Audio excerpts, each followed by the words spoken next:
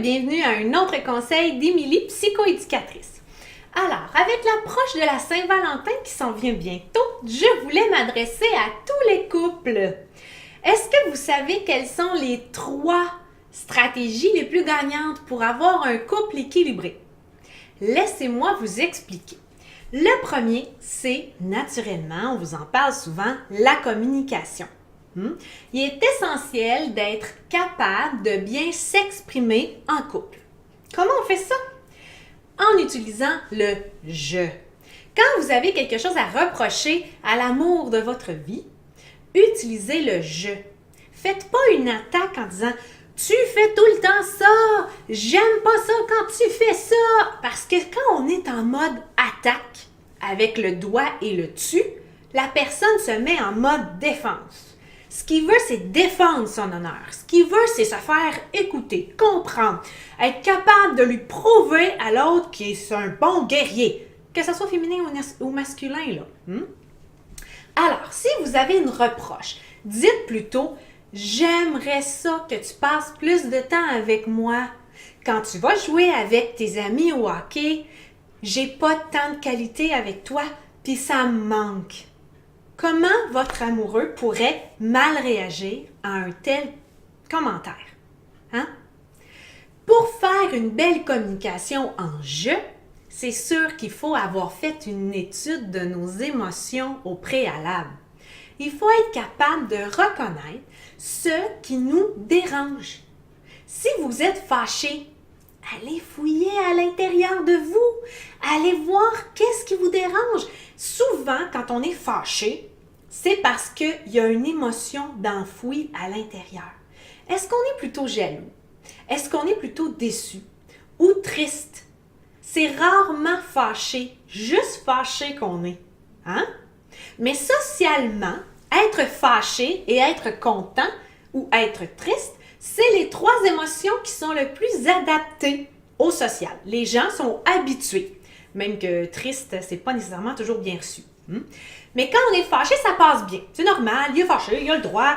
Mais si on disait « je suis déçu », ouf, là, ça l'amène une conscientisation. Ça l'amène que l'autre doit réfléchir, se dire « j'ai-tu fait quelque chose de pas correct? Oh, c'est mal reçu. » Donc, les gens vont plus creuser à l'intérieur. Mais dans un couple, c'est important. C'est l'endroit à la maison où vous devriez être le plus véritable, le plus ancré sur vous-même. Et la personne qui partage votre vie devrait être en mesure d'écouter ce que vous avez à l'intérieur, sans vous juger. Alors, c'était le premier conseil. Le deuxième conseil, c'est le respect.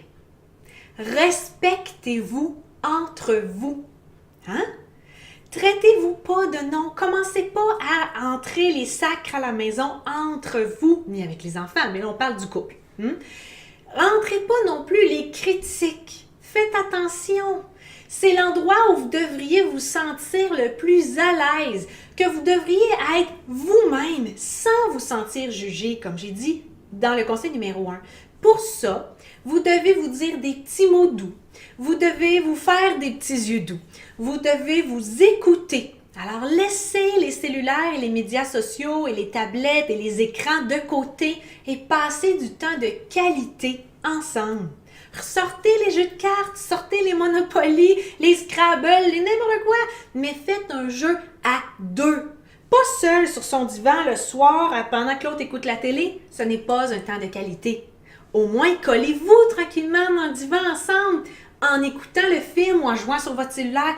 Mais de grâce, ne restez pas tous les 2 tout seuls, chacun de votre côté. Rapprochez-vous. Tu sais, dans le temps là où la stratégie c'était de bailler et de mettre ton bras autour de... Revenez dans le temps.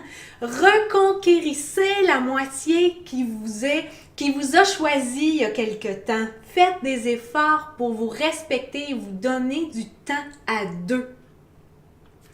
Et le dernier conseil, c'est le conseil numéro 3, avoir des projets communs. C'est essentiel. Et c'est bien de se dire un peu où on aimerait aller. Puis pour moi, un projet, c'est un projet. Il n'y a pas nécessairement besoin de passer à l'action. Si vous saviez en 13 ans combien j'ai eu de projets avec mon mari qu'on n'a pas mis à exécution, mais au moins on a pris du temps pour le penser, pour le bâtir dans notre tête, pour l'écrire, pour poser les pour et les contre, pour finalement faire « Ah non, on est super heureux comme ça, il n'y a pas de problème, pas besoin de déménager ». Mais au moins, tout ce temps-là, on a eu des projets où on allait tous les deux dans la même direction. Ça, c'est important. C'est sûr que les enfants sont un projet commun. À chaque fois qu'on se ramasse en amoureux, mon conjoint et moi, naturellement, on parle de notre fille. Mais c'est correct. Une fois qu'on a fait le tour de la question, on peut passer à d'autres sujets. Parce qu'un jour, quand notre fille va être adulte, elle ne sera plus là.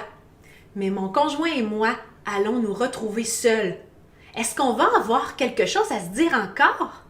Est-ce qu'on va avoir des idées communes, des activités ensemble?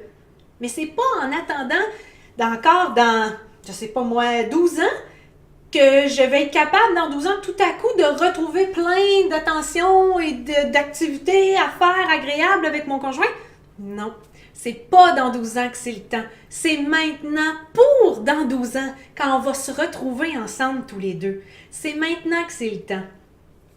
Et si je pouvais vous donner un petit conseil qui marche très bien pour nous depuis 13 ans, c'est qu'à peu près, là, c'est pas toujours bien stable, mais quand même, on s'oblige, mon conjoint et moi, à se cruiser.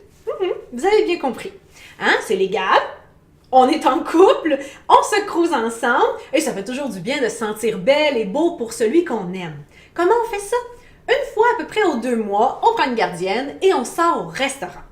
Et là, je m'habille comme mon conjoint veut que je m'habille. Lui, il met ce que j'ai décidé pour lui, pour qu'on se trouve beau. On s'en va au restaurant et on se rappelle comment on s'est connus. On se rappelle tous les bons moments qu'on a vécus ensemble. On se donne des objectifs futurs, des défis, des idées à travailler en commun pour la suite. Et on se fait des yeux doux. Ça fait tellement du bien! Et dans ce temps-là, on n'a pas besoin ni l'envie d'aller cruiser ailleurs parce qu'on se cruise tout le temps entre nous. Alors, je vous conseille de vous retourner vers la personne que vous aimez, de la regarder et de vous demander pourquoi je l'ai choisie. Et qu'est-ce qui fait que j'ai encore envie d'être avec elle? Écrivez-lui des petits mots sur des post-it à coller dans la boîte à lunch, sur le miroir quand il se rase le matin. Faites des petits gestes. Choisissez ces chocolats, même si ce n'est pas écrit sur la liste d'épicerie, ça ne vous ruinera pas. Juste pour une petite surprise à l'occasion. Surprenez-vous pour être ensemble encore 13 ans pour la vie, comme on se dit, mon conjoint et moi. Sur ce, je vous souhaite une excellente Saint-Valentin et amusez-vous en amoureux. À la prochaine pour un autre conseil d'Émilie, psychoéducatrice.